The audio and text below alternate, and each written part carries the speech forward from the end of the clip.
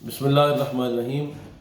خواب میں خربوزہ دیکھنا یہ خیر و منافت کے حصول کی علامت ہوا کرتا ہے، بشرطے کہ آدمی موسمی خربوزہ دیکھے۔ اس کے ساتھ بڑے خربوزے کی نسبت چھوٹا خربوزہ دیکھنا یہ زیادہ مؤثر، زیادہ بہتر، زیادہ فائدہ مند ہوا کرتا ہے۔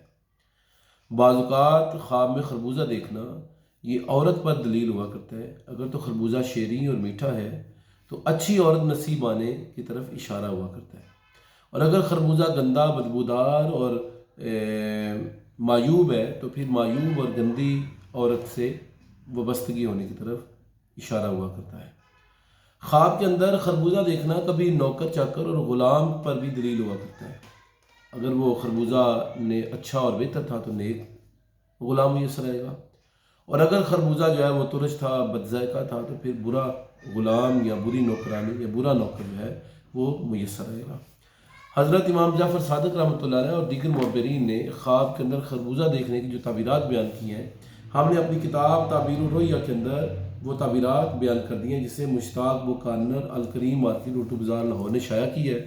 اس کے اندر لکھا ہے کہ حضرت امام جعفر صادق فرماتے ہیں کہ خربوزہ دیکھنا 5 وجوہات پر مشتمل ہو سکتا ہے۔ یہ بعض اوقات بیماری کی دلیل ہوا کرتا ہے، جبکہ بے موسمی خربوزہ دیکھے عورت پر دلیل ہوا کرتا ہے، غلام پر اور منافعت اور فائدے پر دلیل ہوا کرتا ہے۔ خربوزہ دیکھنا یہ بہترین گزر اوقات کی طرف اشارہ ہوا کرتا ہے اگر موسمی خربوزہ ہو۔ اس طرح مزید فرماتے ہیں کہ خربوزہ دیکھنا یہ اولاد کی طرف اشارہ ہوا کرتا ہے کہ ایسے والدین کو اپنی ہم شکل اور ہم وصف، ہم صفت اولاد میسر آئے گی جو والدین کے مشابہ ہوگی، جن کی عادات، اطوار، اخلاق، رویے اور شکل و صورت، پہناوا والدین کے مشابہ ہوگا۔